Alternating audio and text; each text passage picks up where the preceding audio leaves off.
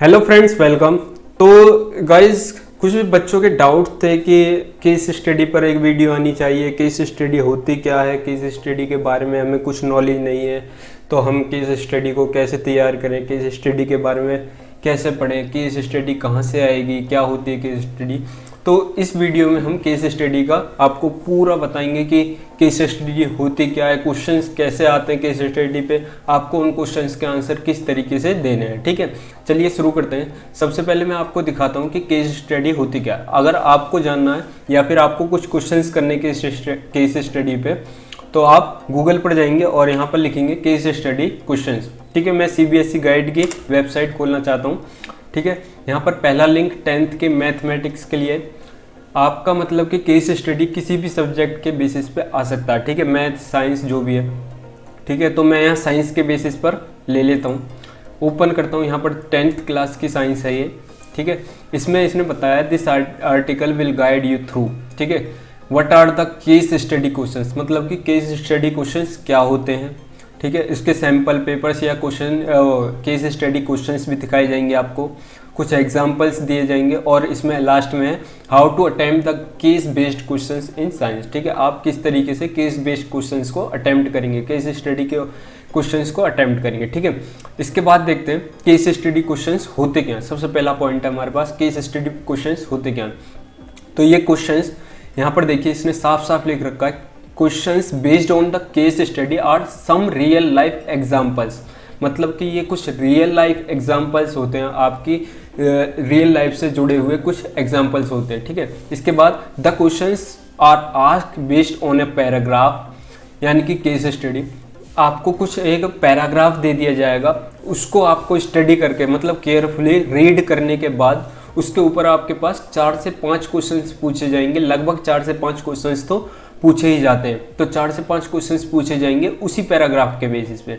ठीक है, in the most case these are either MCQs, या तो एमसीक्यूज हो सकते हैं, एसर्शंस हो सकते हैं, या फिर रीजन टाइप क्वेश्चंस हो सकते हैं। मतलब कि आपको रीजन देना पड़ेगा, या फिर कोई सिनोनिम एंटोनियम टाइप का हो सकता है। ठीक है, इसके बाद देखते हैं, यहाँ पर इसने लिखा है but the real case may be different. जो आपका रियल केस है वो डिफरेंट हो सकता है, मतलब कि कुछ भी हो सकता है। So read the article till the end, आपको एंड तक उस आर्टिकल को पढ़ना है, देन उसके आंसर्स करने। ठीक है, इसके बाद बात करते हैं क्वेश्चंस किस तरीके से आने वाले हैं, किस तरीके से। मैं साइंस के बारे में बता रहा हूँ अभी, तो आप इसे एज्यूम करेंगे कि ये हर सब्जेक्ट में इसी तरीके से क्वेश्चंस पूछे जाएंगे। ठीक है, तो यहाँ पर देखिए, यहाँ पर इन्होंने एक एग्जाम्पल दिया केस बेस्ड क्वेश्चंस 1। ठीक है, यहाँ पर इन्होंने एक पैराग्राफ दिया, ये देखिए। सबसे पहले read the following and answer any 4 questions.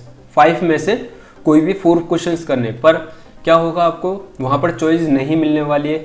या तो आपके 5 के 5 क्वेश्चंस करने होंगे आपको, या चॉइस दे सकता है, वो उनकी मर्जी है। ठीक है, सबसे पहले इस पैराग्राफ को आप पढ़ेंगे।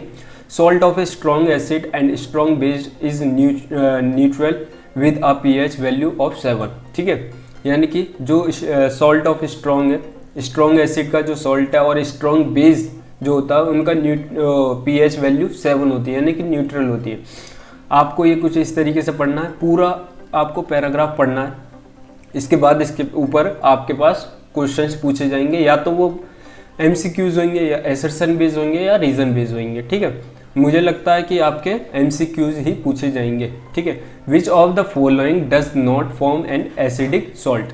तो क्या है, अगर आप ये सोच रहे हैं कि मैं इस पैराग्राफ को 100 बार पढ़ लूँ, 200 बार पढ़ लूँ, या फिर मुझे ये आंसर जो इसका है इसी पैराग्राफ में ढूंढने से मिलेगा, ऐसा कुछ नहीं है। आपको इस टॉपिक के बारे में नॉलेज होनी चाहिए। जैसे कि अगर आप 9th में हैं तो आपको 8th क्लास तक के जो भी टॉपिक्स होंगे, मतलब कि 8th क्लास में आपके पास जो सब्जेक्ट है, मैथ है, साइंस है, उसमें से क्वेश्चंस पूछे जाने वाले हैं, यानी कि केस स्टडी सिर्फ उसी में से आने वाली है।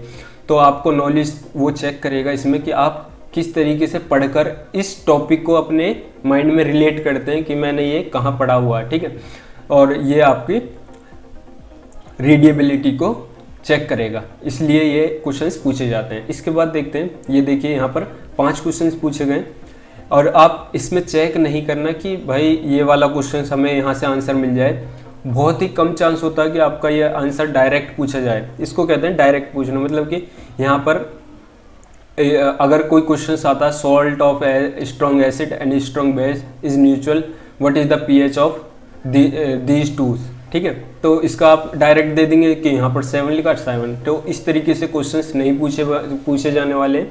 एक आध क्वेश्चन आ गया तो वो अलग बात है, बाकी इस तरीके से डायरेक्ट नहीं पूछे जाने वाले। आपको ये जो केस स्टडी है एक या दो बार में आपको पढ़ के समझनी है और उसके क्वेश्चंस को अटेम्प्ट करना है। इसके बाद देखिए यहाँ पर एक और यहाँ पर केस बेस्ड क्वेश्चन दिया हुआ है इन्होंने। In the resistance for a system of resistor there are 2 methods of joining the resistors together as shown in figure, ठीक है, फिगर में दिया है। अब आप जानते हैं दो तरीके से, कौन कौन से तरीके से आप रेजिस्टर्स को जोड़ सकते हैं, या तो आप सीरीज में जोड़ सकते हैं या फिर किस में पैरेलल में जोड़ सकते हैं। तो यही कॉन्सेप्ट वो आपका चेक करने वाला है। ये देखिए उसने कहीं पर भी ये दिखाया नहीं है कि किन दो तरीके से आप जोड़ सकते हैं, पर उस पर क्वेश्चंस जरूर पूछेगा। और आपको ये पता होना चाहिए कि रेजिस्टर्स को अगर हम जोड़ते हैं तो उनके वोल्टेज पर क्या फ़र्क पड़ता है, अगर पैरेलल में जोड़ते हैं तो क्या फ़र्क पड़ता है, अगर सीरीज में जोड़ते हैं तो क्या फ़र्क पड़ता है, ठीक है। इसके बाद इसी देखिए यहाँ पर the total potential difference across a combination of A register in series. यहाँ पर देखिए उसने सीरीज का कोई जिक्र नहीं करा, बस उसने एक कॉन्सेप्ट दे दिया कि यहाँ पर देयर आर 2 मेथड्स, 2 मेथड्स हैं, ठीक है। अगर सीरीज में जोड़ते हैं तो वोल्टेज क्या होगा, ये क्वेश्चन पूछ। In a series combination of resistor the current is V, तो करंट क्या होता है, V equal to I R, V equal to I R होता। तो आप आई क्या हो जाएगा आपके पास V अपॉन में R। तो आप इस तरीके से आंसर्स को करेंगे, ठीक है। यहाँ पर बेसिक क्वेश्चन ही पूछेगा आपसे, ज़्यादा ट्रिकी क्वेश्चन से नहीं पूछने वाला।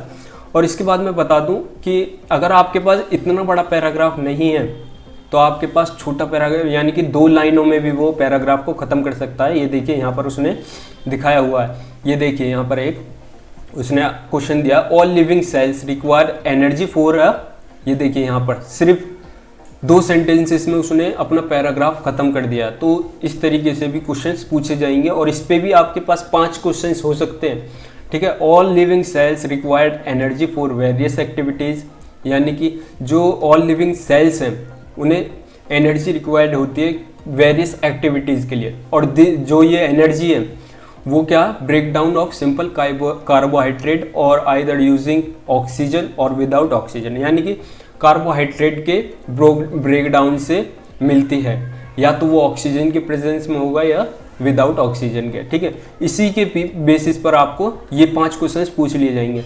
अब अगर पैराग्राफ बड़ा होता तो आप ये क्वेश्चंस को ये देखते कि भाई ये क्वेश्चंस इस पैराग्राफ में मिल जाए, मतलब कि डायरेक्ट आंसर्स देने की कोशिश करते, पर ऐसा नहीं होगा क्योंकि एनर्जी इन द केस, इसमें पूछा गया energy in the case of higher plants and animal is obtain by, यानी कि हायर प्लांट्स और एनिमल किस तरीके से एनर्जी को ऑब्टेन करते हैं, ठीक है, किस तरीके से लेते हैं, ब्रीथिंग। तो हायर प्लांट्स किस तरीके से लेते हैं, tissue respiration, organ respiration, digestion of food, इस तरीके से आपसे क्वेश्चंस पूछे जाने वाले हैं। और इसका यहाँ पर आप कुछ ढूंढ भी नहीं सकते कि हमारा यहाँ पर, आपको बस क्या है कि कॉन्सेप्ट पता होना चाहिए। आपने ये सही से अपना प्रीवियस क्लास जो सही से पढ़ी होनी चाहिए। 9th वालों के लिए 8th के साइंस या मैथ के क्वेश्चंस आने वाले, और 11th वालों के लिए 10th के आने वाले केस स्टडी के बेस पर, ठीक है। 11th के लिए तो मुश्किल ही है केस स्टडी, तो इस तरीके से क्वेश्चंस पूछे जाने वाले हैं। अगर आपको इस वेबसाइट का लिंक चाहिए तो आप mycbscguide.com से इस लिंक को एक्सेस कर सकते हैं, ठीक है। चलिए, तो गाइस अगर आपको ये वीडियो अच्छी लगी है तो वीडियो को लाइक करें, शेयर करें और इस चैनल को सब्सक्राइब करें। Thank you for watching the video, thank you.